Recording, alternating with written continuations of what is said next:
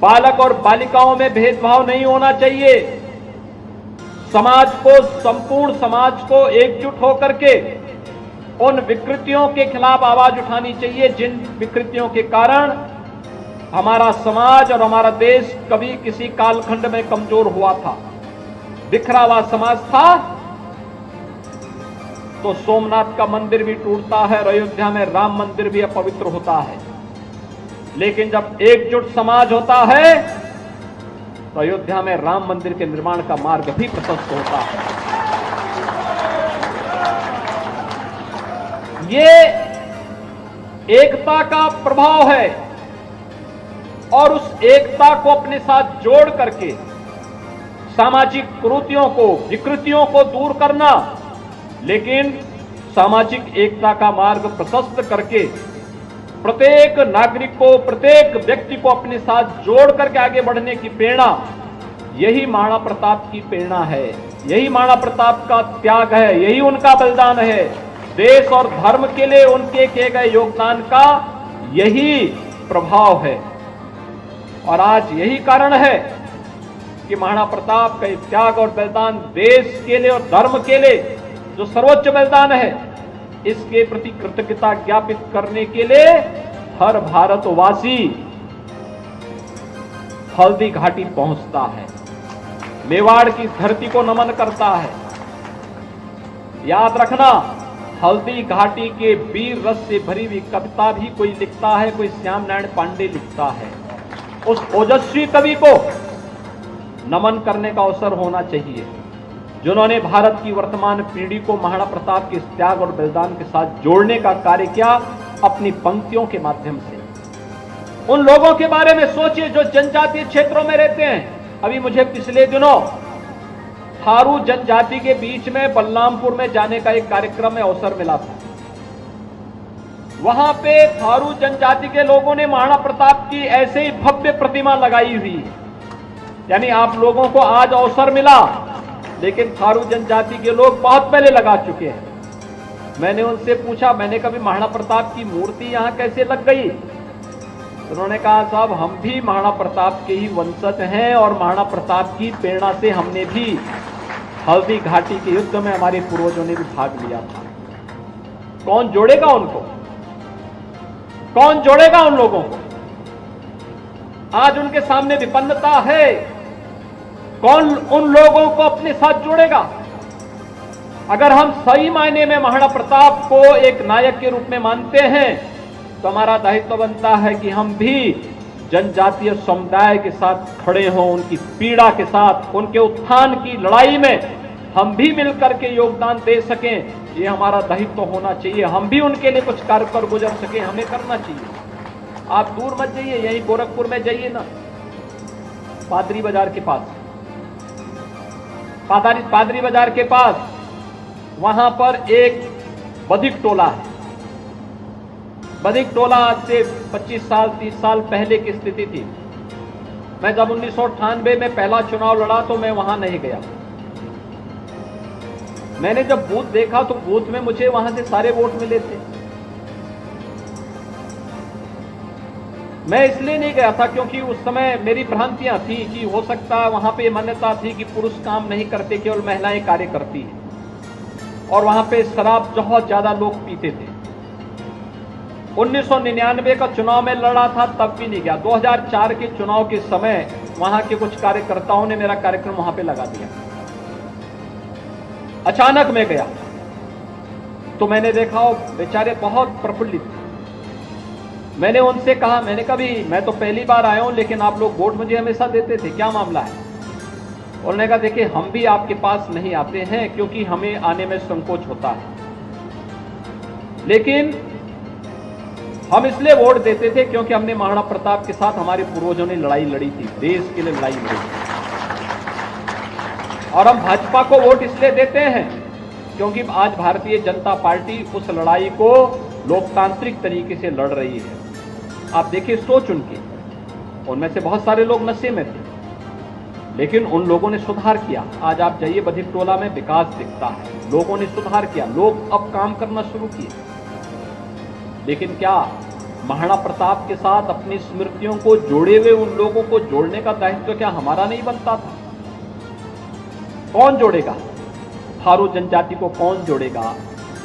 बधिक टोला में निवास करने वाले उन सैकड़ों परिवारों को कौन जोड़ेगा जो सैकड़ों वर्ष पहले आए थे, बदहाल स्थिति में थे? एक लंबे समय तक उन लोगों ने गुमनाम जीवन यहां जीने का काम किया। उन्हें मुख्य धारा के साथ जोड़ने का कार्य कौन करेगा? समाज में दबे कुचले लोगों की आवाज को कौन शासन की योजनाओं के साथ जोड़ने का कार्य करेगा? अगर हम सब इसमें कुछ भी कार्य करते हैं, गरीब कन्याओं के लिए, गरीब छात्रों के लिए छात्रावास की व्यवस्था करवाते हैं, तो ये महाराणा प्रताप की प्रेरणा होती है। ये महाराणा प्रताप के प्रति सच्ची कृतज्ञता है। और मुझे लगता है यह इस प्रताप भवन के माध्यम से क्षत्रिय महासभा को इस कार्यक्रम के साथ जोड़ना चाहिए। जातीय संगठनों की तरह हम लोग भी अगर आचरण करने लग जाएंगे, आप लोग भी आचरण करने लग जाएंगे, तो फिर आप अपने महापुरुषों के साथ अन्याय करेंगे। हमारा दायित्व है उससे अलग हट करके सामाजिक चेतना को जागरूक करने का कार्य, एक नायक को सामने रख करके, उस नायक को सामने रख करके, वह नायक जाति का नहीं राष्ट्र का है, और उसकी प्रेरणा से लेकर के हमें कार्य करना है। यह अभियान हम सबका दायित्व बनता, पूरे समाज को जोड़ करके एक नई चेतना के साथ कार्य करना, और यही नेतृत्व का गुण भी होना चाहिए। मुझे प्रसन्नता है यहां पर आप लोगों ने स्वर्गीय श्री रघुनाथ चंद जी की प्रतिमा को भी स्थापित किया।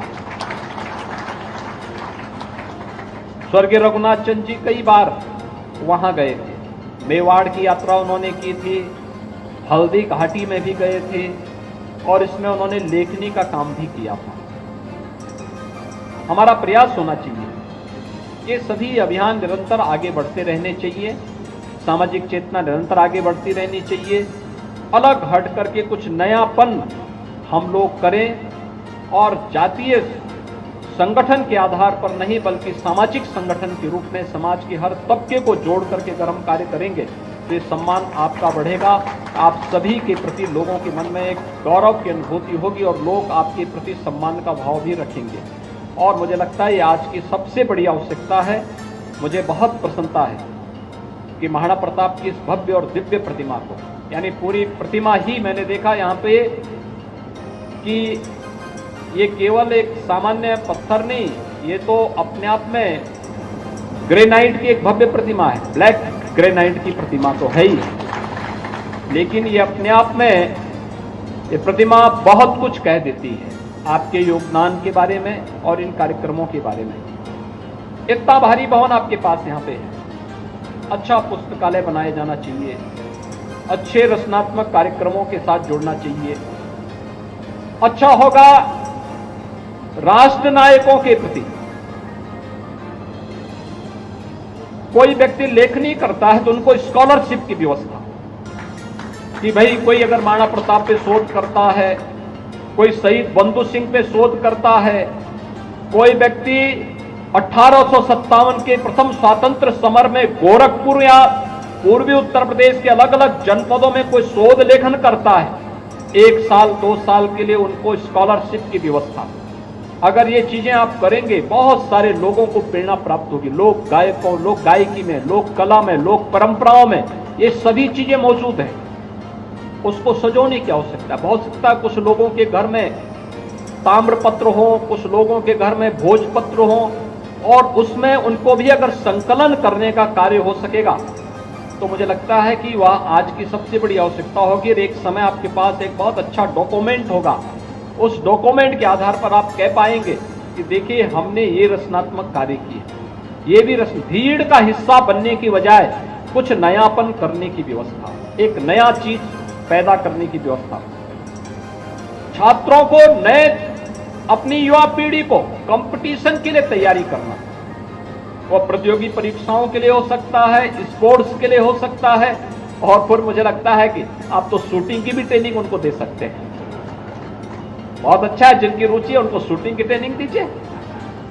शूटिंग रेंज बनवाइए, शूटिंग रेंज बना करके उनको बताइए कैसे आप कर सकते हैं। बहुत सारे, मुझे एक लड़का यहाँ गोरखपुर का मिला, मेरे सामने आया था, और यहां से नहीं, गोरखपुर का है, लेकिन यहां नहीं मंच मिला, दूसरे राज्य से जाकर के खेल रहा था और वहां के लिए मेडल प्राप्त कर रहा था। फिर मैंने प्रशासन से कहा, मैंने कहा इस बच्चे को राइफल दो, इस बच्चे के लिए शूटिंग रेंज बनाओ यहां पर, जिससे वह खेल में आगे आ सके।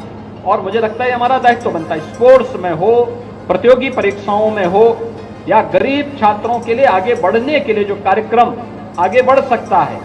याद रखना, पूर्वी उत्तर प्रदेश के बच्चों के लिए पूज्य महंत अवेद्यनाथ जी महाराज ने प्रताप आश्रम बनाया था। प्रताप आश्रम में 250 से 300 बच्चे हर समय रह करके शिक्षा अध्ययन करते थे, आज भी करते हैं, बड़ी संख्या में बच्चे आज भी वहां रह करके अध्ययन करते थे। और उस प्रकार का एक मंच देना, हर समुदाय के बच्चे हैं, गरीब बच्चा कोई भी हो, किसी भी जाति समुदाय का है, अगर वह गरीब है, पढ़ना चाहता है, मंच आपका होगा, लेकिन वह आकर के पढ़े, कल वह आपके लिए एक वो बनेगा। कल कभी कोई ऐसी स्थिति आती है, उस समय आपके साथ खड़ा होगा, भामाशाह के रूप में खड़ा होगा, उस समय वह कुंजा के रूप में खड़ा होगा, उस समय वह कोई भील और मीना सरदार के रूप में आपके साथ खड़े होकर के समाज की इस लड़ाई में आपका योगदान देने और देश और धर्म के लिए कुछ कर गुजरने की एक प्रेरणा उसके मन में होगी। वह भाव हमें पैदा करना होगा।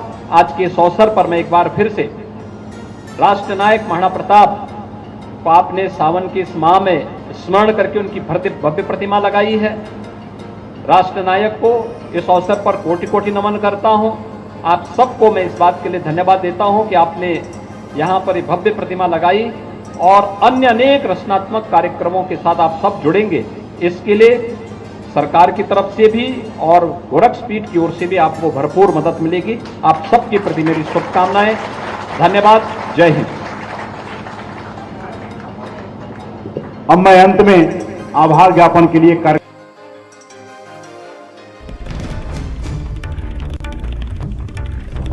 गोरखपुर दौरे पर मुख्यमंत्री योगी आदित्यनाथ।